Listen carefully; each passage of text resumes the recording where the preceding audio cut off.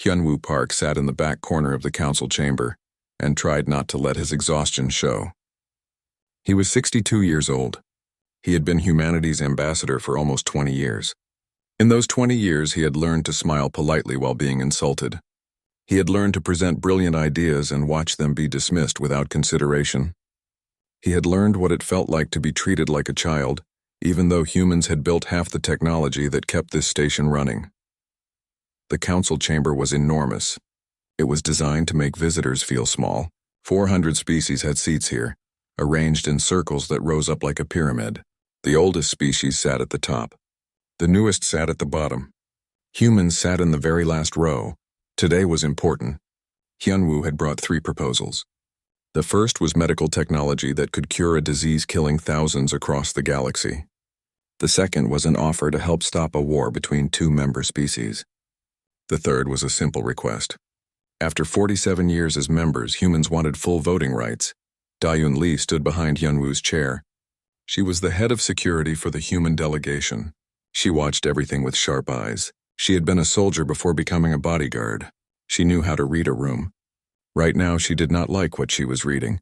The other species were not even pretending to listen. The Veltharn were crystalline beings who had been in space for 10,000 years. Their representative was looking at his data pad. The Gormathi were massive creatures covered in thick armor. Their delegation was talking among themselves. The Kentari were floating energy beings. They seemed to be asleep. Hyunwoo finished his presentation. He had practiced it for weeks. He had data. He had proof. He had examples. None of it mattered.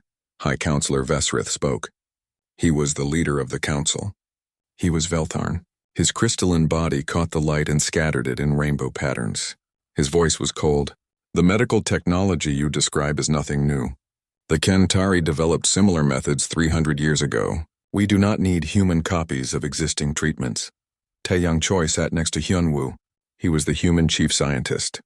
His hands shook slightly. Counselor, if you would review the data, you would see that our treatment is different. It works on species the Kentari method cannot help. Last year alone, 40,000 beings died on your colony world from cellular degeneration. Our treatment could have saved them. Vesrith did not look at the data. The Kentari method is sufficient. Next topic. Hyunwoo felt something break inside his chest. 40,000 dead. They could have been saved. The treatment had been offered 6 months ago. No one had even looked at it. He moved to the second proposal. The conflict between the Wrath Corps and the Sylvan Dominion is getting worse. Humans have experience with peace negotiations. We would like to offer our services as mediators. This time, several council members laughed. Actually laughed. A Gormathi representative spoke. Humans still have wars on their own planet. You think you can teach others about peace? That is funny. Jiwon Kang was the youngest member of the human delegation. She was 29. She had joined the diplomatic service because she believed in the council. She believed in cooperation between species. She believed they could make a difference. Now she stared at her hands and felt her beliefs crumbling. Hyunwoo's voice remained calm. We have not had a major war in over 60 years. We have successfully mediated conflicts between human nations. We believe our experience could help. Vesrith waved a crystalline hand. Denied. The Wrath Corps and Sylvan will resolve their differences without interference from junior members. Next topic. Hyunwoo took a breath. Then we come to our request for voting rights. Humans have been members for 47 years. We have contributed to science, defense, and infrastructure. We have followed every rule. We believe we have earned full membership. There was silence. Then Vesrith spoke again. Humanity has not demonstrated sufficient cultural maturity. Your request is denied. You may reapply in 5 years. It was the 7th time. 7 times in 47 years, humans had asked for voting rights. 7 times they had been denied. The reason was always the same. Not mature enough. Not ready. Not yet. Taeyun saw Hyunwoo's shoulders slump slightly. It was the first time she had ever seen him show weakness in public. She put a hand on the back of his chair. A small gesture of support. The council moved on to other business. The human delegation sat in silence. No one asked them any questions. No one looked at them. They were furniture, decorations, not real members. After the session ended, the 4 humans returned to their private quarters. The moment the door closed, Tae-yang collapsed into a chair. 40,000 dead, he said quietly. I had the cure. I gave it to them 6 months ago. They never even opened the file. Ji-won was pacing. This is insane. We do everything right. We follow every rule. We contribute more than most species. And they treat us like we are nothing. Da-yoon stood by the window looking out at the stars. It is worse than you know, she said. I have been talking to our military liaisons. Humans make up 30% of Council defense forces. We are always put on the front lines. We take the casualties. But when victories are announced, we are never mentioned. The other species take all the credit. Tae-yang looked up. The research stations are the same. Humans do most of the actual work. We design the experiments. We analyze the data. We maintain the equipment. But our names never appear on the publications. The senior researchers from older species claim all the credit. Hyunwoo sat down slowly. He suddenly looked very old. I thought if we proved ourselves, they would respect us. I thought if we worked hard enough, contributed enough, followed the rules perfectly, they would see us as equals. I was wrong. Ji-won stopped pacing. So what do we do? Hyunwoo was quiet for a long time. The others waited. He was their leader. He had guided them for 2 decades. They trusted him. Finally, he spoke. We leave. The room went silent. Da-yoon turned from the window. Leave? Hyunwoo nodded. We withdraw from the council completely. We take our people, our technology, our knowledge, and we go. We tried for 47 years. That is enough. Tae-yang stood up. They will never let us back in. Good, Hyunwoo said. I do not want to come back. I am tired of begging for respect from people who will never give it. Ji-won looked scared. But the council controls most of the galaxy. If we are not members, we will be alone, Da-yoon smiled. It was not a happy smile. We are already alone. At least if we leave, we will have our dignity. Hyunwoo pulled out his datapad. I will write the withdrawal notice tonight. Tomorrow, I will deliver it personally. We will give them 30 days' notice. That is more courtesy than they have ever given us. That night, Hyunwoo sat alone in his quarters. His hands shook as he wrote. Not from fear. From anger. From sadness. From relief. He was making a decision that would change everything for humanity. But he knew it was right. The message was simple, direct, professional. There were no accusations. No insults. No threats. Just a clear statement of fact. Humanity was done. He read it over 3 times. Then he pressed send to forward it to Earth for approval.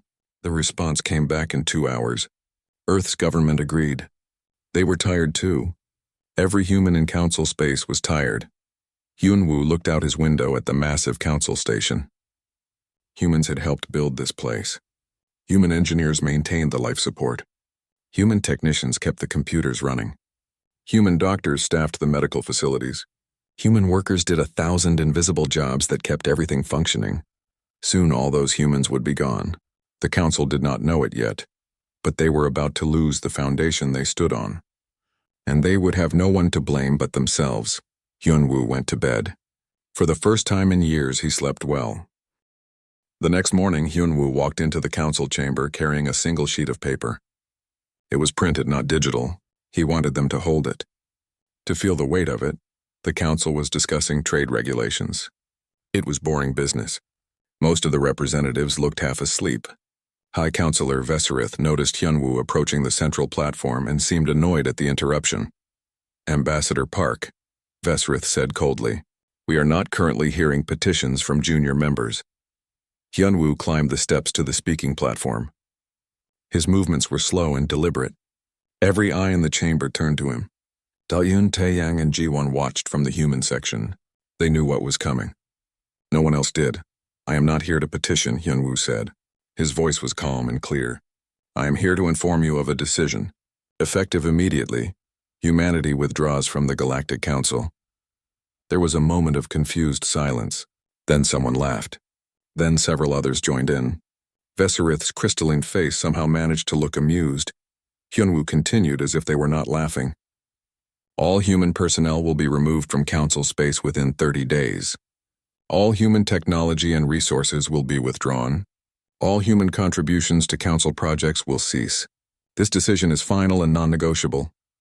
He placed the paper on Veserith's desk and turned to leave. Fesrith picked it up with one crystalline finger, barely glancing at it. If the children wish to leave, then let them go, Vesrith announced to the chamber. Perhaps some time alone will teach humanity the humility they lack. When they come back begging to rejoin, we will consider their application. In 5 or 10 years. More laughter. A Gormathi counselor called out. Do not forget to turn off the lights when you leave. Hyunwoo did not look back. He walked out of the chamber with his head high. Daiyun, Taeyang, and Jiwon followed him. Behind them, the council returned to discussing trade regulations. They had already forgotten about the humans. What the council did not know was that the withdrawal had already begun.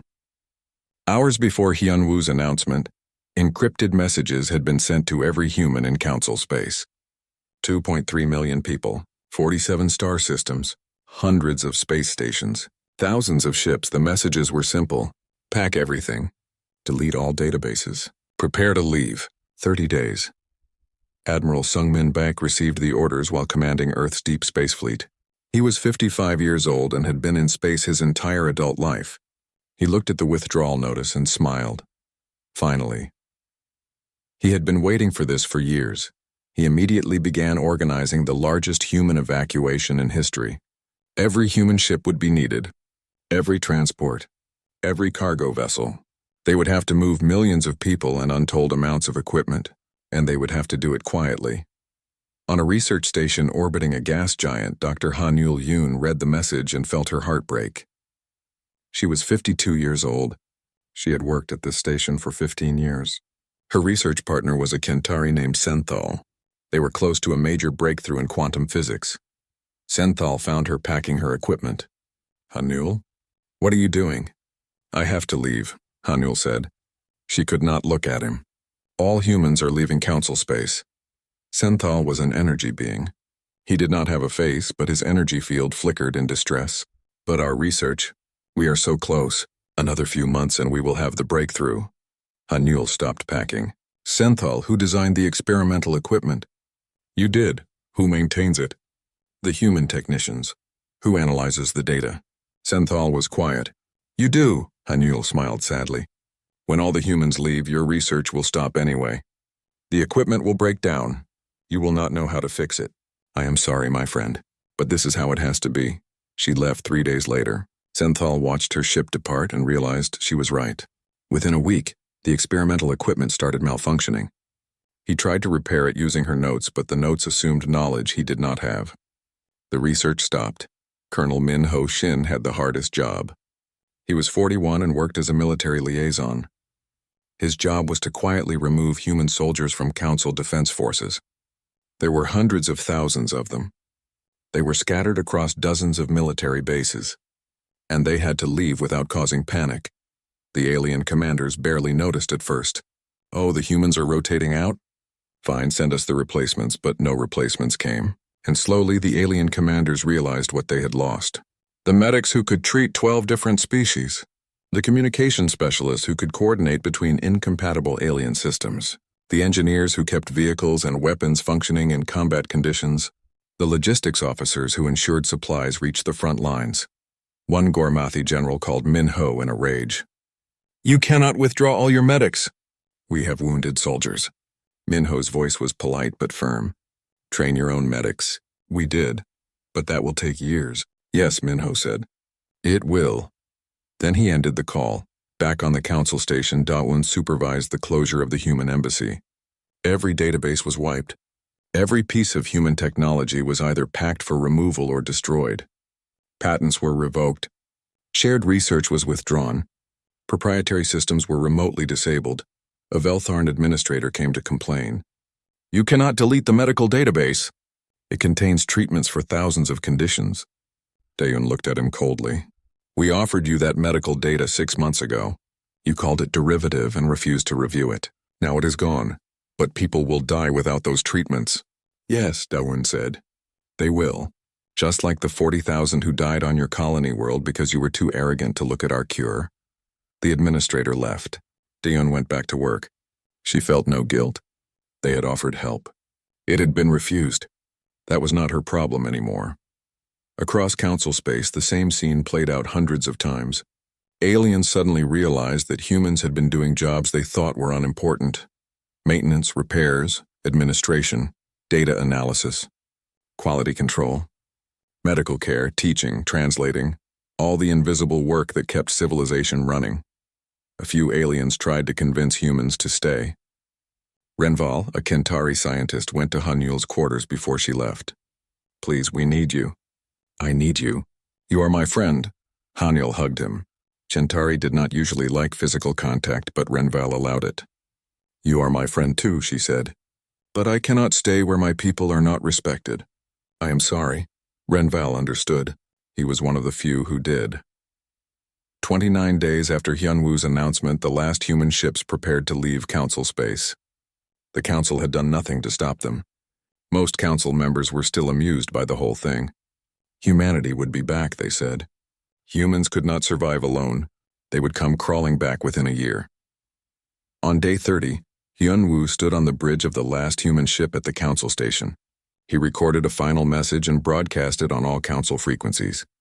"To the Galactic Council, we came to you in hope of partnership. We offered our knowledge, our strength, and our friendship. You responded with contempt. We leave now with our dignity intact. We harbor no ill will. We wish you well, but we will not return. This is goodbye." The message was broadcast once. Then the human ship crossed the boundary of Council space and jumped to faster-than-light travel. Within hours, every human ship had left. The Council station was suddenly very quiet. The restaurants that humans had run were closed. The maintenance schedules that humans had managed were incomplete. The medical facilities that humans had staffed were empty, but the Council did not worry. They would manage. They were ancient species with thousands of years of experience. They did not need humans. They were wrong. 6 months after the humans left, Chief Engineer Kormas stood in the environmental control room of the Council station and stared at screens he did not understand. He was Gormathi, a species known for their engineering skills.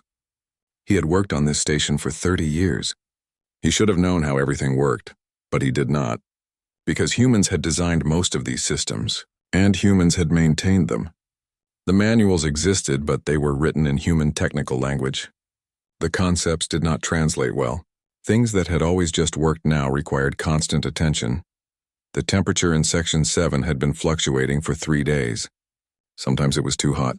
Sometimes it was too cold. Kormas had tried everything he could think of. Nothing worked. He finally called the human embassy, forgetting for a moment that it was empty.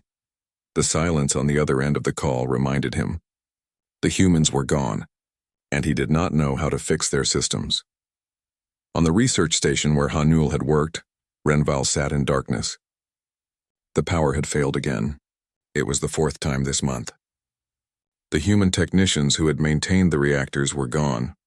Renval had tried to learn from the manuals they left behind, but reactor maintenance required years of training. He did not have years.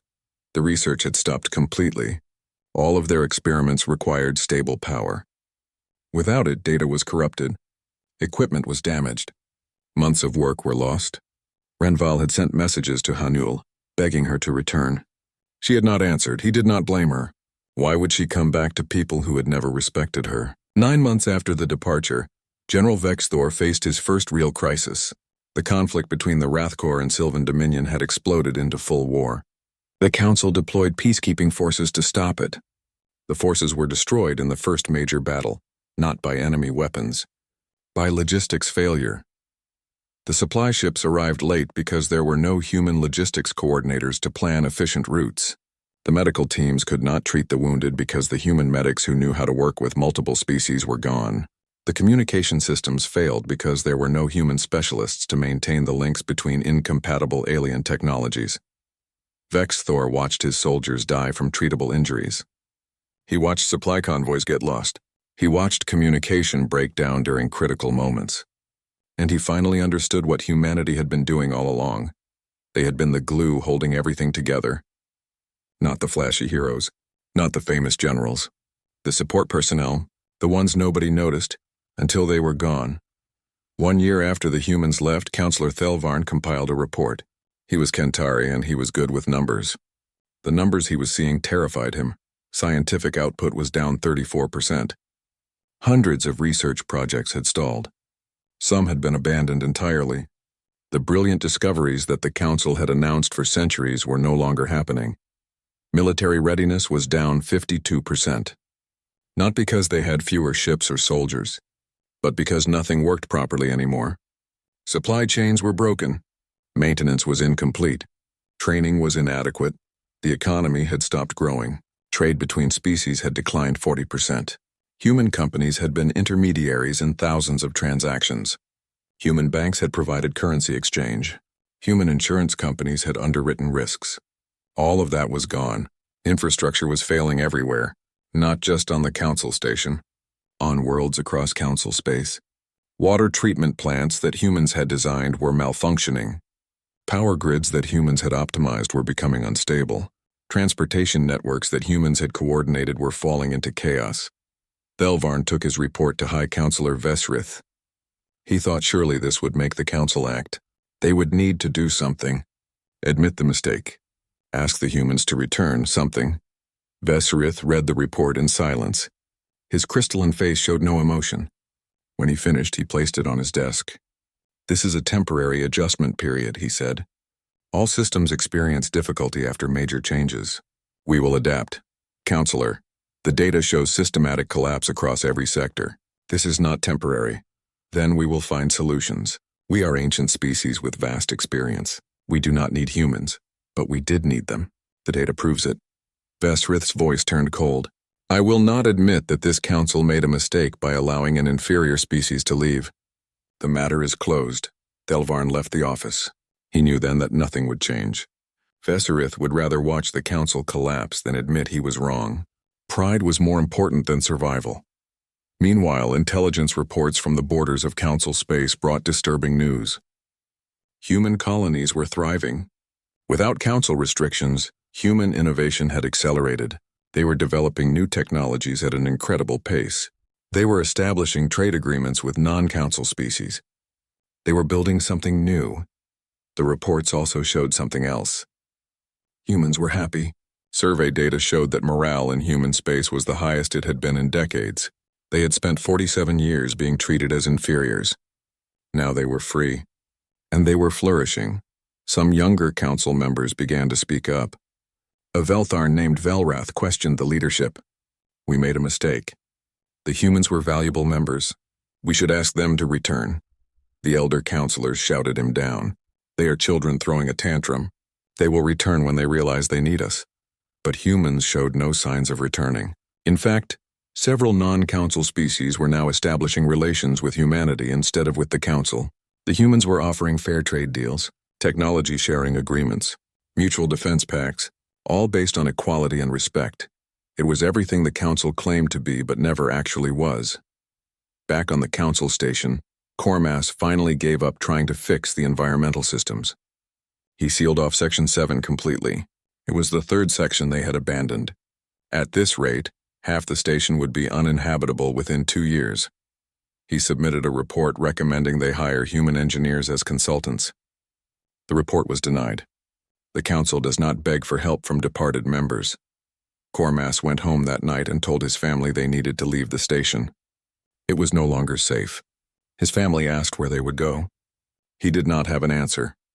In the council chamber, representatives argued about trade policy and territorial disputes. They pretended everything was normal, but everyone could feel it. The station was colder than it should be. The lights flickered sometimes. The air smelled stale. Little things that had always worked perfectly were now just slightly wrong, and it was getting worse. Kolran was a Gormathi merchant who had traded across the galaxy for 50 years. He had always operated through human trading companies. They had the best logistics networks, the most reliable insurance, the most efficient currency exchanges. Now all of that was gone. His business had declined 70%. He was not alone. Merchants across council space were failing. The economy was sliding into depression. Food shortages were beginning on worlds that had relied on human logistics to deliver supplies. Kolran went to the council and demanded action. "We are dying out here. You need to fix this." The council formed a committee to study the problem. The committee would report back in 6 months. Kolran's business would be dead by then. He knew it. The council knew it, but they did not care. That night, Kolran made a decision. He loaded his ship with everything he owned and set course for human space. If the council would not help him, maybe the humans would. He had always treated them with respect. Maybe they would remember. He was not the only one. Every day, more ships left council space heading toward human territory. Some were merchants seeking trade. Some were scientists looking for research opportunities. Some were just desperate people looking for a place where things actually worked. The council tried to stop the exodus. They declared that anyone trading with humans would face sanctions. But they could not enforce it. They did not have the resources. Their enforcement ships kept breaking down because there were no human mechanics to fix them. 12 months after the humans left, High Counselor Vesrith sat alone in his office. He had the intelligence reports in front of him. He had Thelvarn's statistical analysis.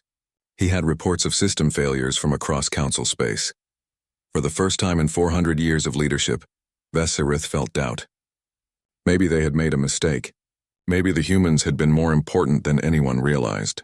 Maybe pride had blinded them to reality, but he could not admit it. Not publicly. Admitting it would mean admitting that his entire philosophy of species hierarchy was wrong. It would mean 400 years of leadership had been based on false assumptions. It would destroy everything he believed, so he buried the reports. He ordered his staff to stop collecting data on the failures. He announced that the council was stronger than ever, and he hoped that somehow by sheer force of will he could make it true. But reality does not care about willpower, and the council's collapse had only just begun. 18 months after the humans left, 3 counselors died on the council station. An atmospheric processor failed during a session. The safety systems that should have activated did not work. By the time anyone noticed, it was too late. The atmospheric processor had been designed by human engineers. It had been maintained by human technicians. After they left, no one knew how to service it properly. Small problems had accumulated until catastrophic failure. The deaths could no longer be ignored. Cormass submitted his resignation as chief engineer. I cannot maintain systems I do not understand. I cannot guarantee anyone's safety. I am sorry. I have failed.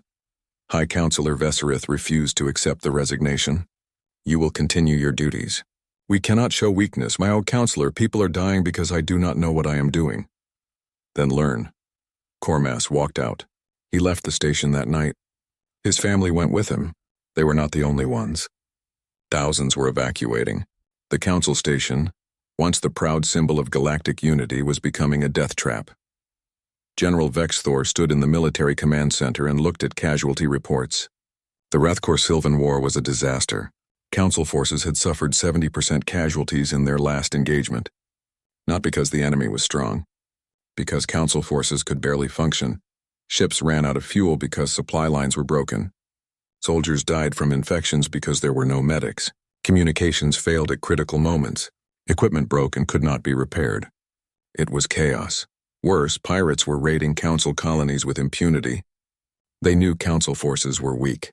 Entire worlds were being abandoned because the council could not protect them. Species were starting to withdraw from the collective defense agreements.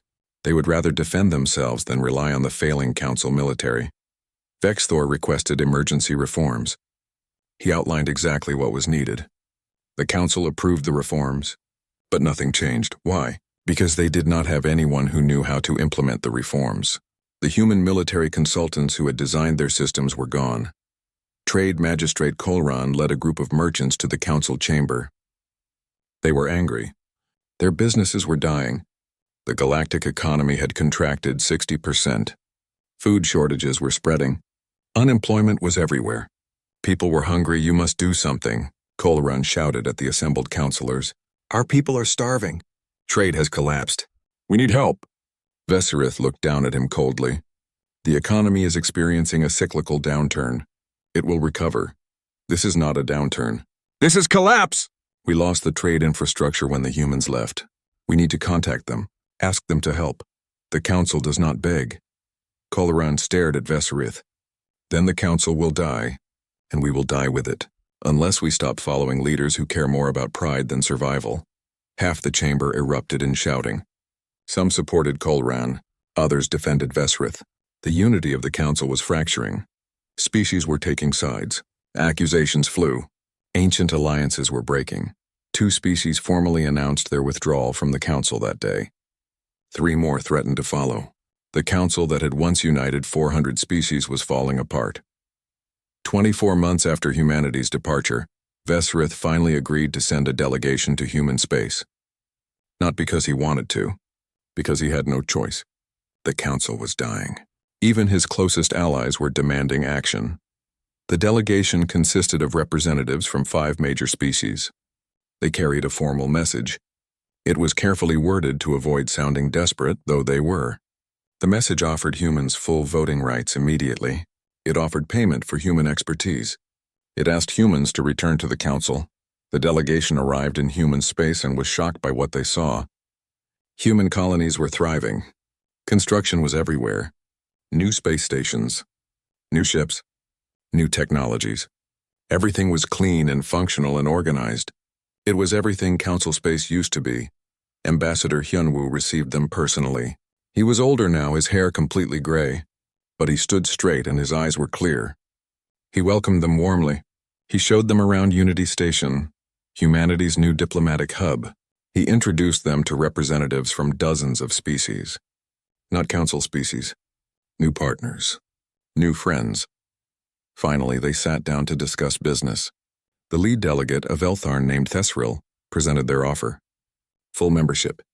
Voting rights. Payment for services. Everything humanity had asked for years ago. Hyunwoo listened politely. When Thesril finished, Hyunwoo smiled. It was a sad smile. Thank you for the offer, but no. We will not return to the Council. The delegates were stunned. Thesril spoke carefully. Ambassador, we are offering everything you asked for. Full equality, respect, compensation, why refuse? Because we have built something better, Hyunwoo said. For 47 years we served the Council. We gave you our best. You treated us as inferiors. We offered help. You refused it. We offered friendship. You gave us contempt. We learned from that experience. He gestured to the window where ships from many species were docked. Here we have partnerships based on mutual respect. No one is superior. No one is inferior. We share knowledge freely. We help each other willingly. We trade fairly. This is what the Council should have been but never was. But the Council is failing, Thesril said quietly. People are dying. Economies are collapsing. We need your help. Hyunwoo nodded. I know, and we will help. Not by rejoining the Council, but through humanitarian aid. We will share medical technology to stop the plagues. We will train engineers if they come here as students, not as masters expecting servants. We will mediate conflicts if all parties agree to binding arbitration. We will trade on equal terms, not as subordinates. This is what we offer. The delegation conferred privately. Then Thesril spoke. High Counselor Vesarith will never accept these terms. He will see them as humiliating. Then he will refuse, and the Council will continue to fail. That is his choice. Hyunwoo's voice was kind but firm. We walked away from the Council to save ourselves. We will not return to save you, but we will extend a hand in friendship, if you are willing to take it as equals. The delegation returned to Council space. They delivered Hyunwoo's message. Vesrith's response was immediate and furious. Humans dare to offer us charity? To demand we send our people to be trained by them? This is an insult. We will solve our own problems. But individual species, desperate and dying, began accepting humanity's offer in secret. Kentari scientists traveled to human space to learn new research methods. Gormathi engineers went to study maintenance procedures. Veltharn doctors received training in human medical techniques. They returned home with knowledge and skills. But more importantly, they returned with stories. Stories of how humans treated them with respect, how human teachers were patient and thorough, how human society functioned efficiently and fairly. How different things could be. The stories spread. More aliens wanted to visit human space. More wanted to learn. More wanted to trade. The Council's authority was eroding not through military conquest, but through the simple fact that humanity offered a better alternative. Velrath, the young Veltharn counselor, led a growing movement calling for Vesrith's removal. Our leader would rather we die proud than live humble. This is not leadership. This is suicide. The Council was splitting into factions, those loyal to Vesrith and the old ways, those who wanted reform, those who wanted to accept humanity's help, those who wanted to abandon the council entirely. Every session devolved into shouting matches. Nothing was being accomplished. On the council station, another section was sealed off due to system failures. Then another. People were leaving in droves. The station that once housed 50,000 beings now held less than 10,000. It was dying. Councillor Thelvarn compiled one final report. It was devastating. In 2 years, the council had lost 37 member species, either through formal withdrawal or by simply stopping participation. Scientific output was down 70%. Military capability was essentially gone. The economy was in full depression. Infrastructure was failing everywhere. The report concluded with a simple statement. The Galactic Council as an institution is no longer viable. We must either accept fundamental reform or accept complete collapse. There is no third option. Thelvarn presented the report publicly. He did not ask Vesrith's permission. He sent it directly to every council member. He wanted everyone to see the truth. The next day, Vesrith called for Thelvarn's removal from the council. The vote failed. For the first time in 400 years, High Councillor Vesrith had been defied. His power was broken. The council had entered its final crisis. What came next would determine if anything could be salvaged from the ruins. 5 years after the humans left, Hyunwoo stood at the window of Unity Station and watched ships arrive from across the galaxy. He was 67 now. His hair was white. His hands sometimes shook, but his mind was sharp and his heart was full. Unity Station was the new center of galactic civilization. It was not the largest station. It was not the oldest. But it was where things actually worked, where species traded fairly, where knowledge was shared freely, where everyone had an equal voice. The Cooperative Partnership Alliance now included 247 species. Most of them were former council members who had left when the council collapsed. They had not come to humanity as beggars. They had come as partners. And humanity had welcomed them. The old Galactic Council still existed, but barely. Only 97 species remained, and they had renamed themselves the Reformed Council. It was a shadow of what had been. High Councillor Vesrith was gone, removed by his own people. The Veltharn had chosen new leadership, younger, more humble. The council station had been abandoned. It drifted in space now, a dead monument to arrogance. Sometimes salvage crews went there to recover equipment. They found it strange and sad. Such a beautiful place. Such a waste. Dae-Yoon, now an admiral, commanded a fleet of ships from 40 different species. They were hunting pirates in what used to be council space. The mission was going well. The ships worked together perfectly because they had trained together, because they respected each other, because no one assumed they were better than anyone else. When they achieved their first major victory, Da-Un made sure every species was recognized in the official report. Every captain, every crew, everyone who contributed. It was so different from the old council way of doing things, and it felt right. Tae-Yang worked at the New Horizons Research Institute, a facility built by the Cooperative Partnership Alliance. He had a new research partner, actually an old one. Renval, the Kentari scientist from years ago, had spent 3 years studying under human researchers, learning to think differently, learning to collaborate rather than compete. Together, they had finally achieved the breakthrough in quantum physics they had been working toward. The paper they published listed both their names equally. Renval had insisted. "You did most of the work," Tae-Yang had said. Renval replied, "No, we did it together. That is the difference between then and now." Jiwon was humanity's ambassador to the Reformed Council. She was 34 now. The idealistic young diplomat who had joined the service believing in cooperation between species. That belief had been crushed, then rebuilt, stronger than before. Speaker Velrath led the Reformed Council now. He was young for a Veltarn, only 89 years old in their terms. He had been part of the reform movement that removed Vesrith. He had learned from the council's failure, and he wanted to do better. Velrath came to Jiwon with a proposal. The Reformed Council wishes to establish formal relations with the Cooperative Partnership Alliance. Not as members. We are not asking to join, but as partners. We can work together on some issues while maintaining separate organizations. Jiwon listened carefully. Why should we trust you? The council dismissed us for 47 years. They rejected our help. They mocked us when we left. Why is it different now? Velrath did not make excuses. Because we were wrong. Because arrogance destroyed us. Because we learned through suffering what we should have learned through wisdom. I cannot change the past, but I can acknowledge it and work for a better future. Ji-won promised to present the proposal to the Alliance Assembly. She thought they would probably accept. The alliance was built on the principle of cooperation.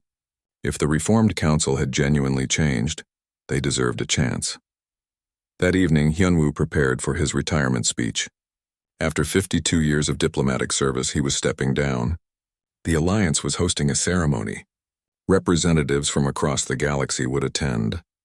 As he wrote his speech, he thought about the journey, the years of being dismissed, the decision to leave, the fear that they were making a terrible mistake, the relief when they realized they had made the right choice, the pride in watching humanity and their partners build something better.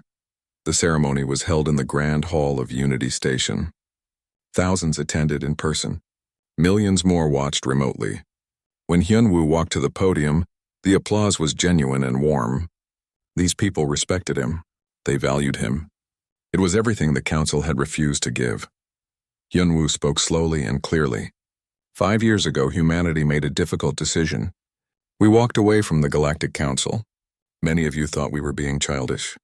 Maybe we were, but sometimes you must leave a bad situation to save yourself. We did not leave to punish anyone. We left because staying meant losing our dignity. He paused, looking out at the diverse crowd. What we built in these 5 years is not perfect. The Cooperative Partnership Alliance has problems. We make mistakes. We argue, we disagree, but we do it as equals. Every voice matters. Every contribution is valued. We learn from each other because we actually listen to each other. To the species of the Reformed Council, I say this: your transformation has been remarkable. You learned from catastrophe. That takes courage. We are willing to work with you, not as your teachers, not as your superiors, but as partners. The door is open if you want to walk through it. To humanity, I say this: never forget what we learned. Power without wisdom creates arrogance. Success without humility creates failure. We were fortunate. Our time as underdogs taught us lessons that the elder species forgot. Remember those lessons. Stay humble, stay kind, stay fair. The galaxy is vast. There is room for many different societies, many different approaches. The old council tried to be the only path. They failed. Let us build a galaxy where there are many paths, where those paths cross in friendship, not hierarchy, where difference is celebrated, not punished. We walked away silently 5 years ago. Today we speak clearly. We are here. We are equals. We are partners. Together we will build something better than what came before. The hall erupted in applause. It lasted for 5 minutes. People were standing, cheering, some were crying. Hyunwoo felt tears on his own face. This was what he had dreamed of all those years ago. Not domination, not revenge. Just respect, just equality, just fairness. After the ceremony, Hyunwoo received a private message. It was from Vesrith. The former High Counselor lived in exile now. His message was brief. You were right. I was wrong. I am sorry. Hyunwoo read it twice. Then he wrote back. Thank you for saying that. It took courage. I wish you had found that courage sooner. But I accept your apology. I hope you find peace. He meant it. He harbored no hatred for Vesrith or the old council. They had been trapped by their own beliefs. They had paid a terrible price for their arrogance. That was punishment enough. That night, Hyunwoo sat with Daeun, Taeyang, and Ji-won, the 4 of them who had been together from the beginning. They shared a meal. They told old stories. They laughed about the hard times now that they were past. Do you think we did the right thing? Ji-won asked. Walking away? Hyunwoo nodded. Yes, we could have stayed. We could have kept begging for respect. But we would have lost ourselves. Better to walk away and build something new. The council suffered because we left, Taeyang said. A lot of people died. Yes, Hyunwoo agreed. But that was their choice, not ours. We offered help. They refused. We cannot save people who will not accept help. All we can do is offer and hope they are wise enough to accept. Daeun raised her glass. To walking away. To building something better. To dignity. They all raised their glasses and drank. Outside the window, ships from hundreds of species moved peacefully through space. Trading. Talking. Cooperating. working together. Far away, the abandoned council station drifted in darkness. A human maintenance drone still patrolled its empty halls, faithfully executing its programming even though no one was there to see it. It ran diagnostics on dead systems. It filed reports that no one would read. It did its job because that was what it was built to do. The lights flickered one last time, then went dark forever. The old council was truly dead. But on Unity Station, the lights blazed bright. Ships arrived every hour. Beings of hundreds of species worked together. They built. They learned. They grew. They solved problems together. They celebrated successes together. They faced challenges together. It was not perfect. There were still conflicts, still disagreements, still problems. But they were problems they faced as equals, as partners, as friends. Hyunwoo looked out at the station and smiled. This was worth it. All the years of struggle, all the humiliation, all the doubt. It led to this, a place where respect was given freely, where contributions were valued, where everyone had a voice. He thought about something an old teacher had told him long ago. The best response to disrespect is not anger. It is quiet dignity. Walk away. Build something better. Let your success speak for itself. That was exactly what humanity had done. They had walked away. They had built something better. And their success spoke louder than any words ever could. The galaxy had changed. Not through war. Not through conquest. But through the simple act of choosing dignity over tolerance of disrespect. Through building something better than what came before.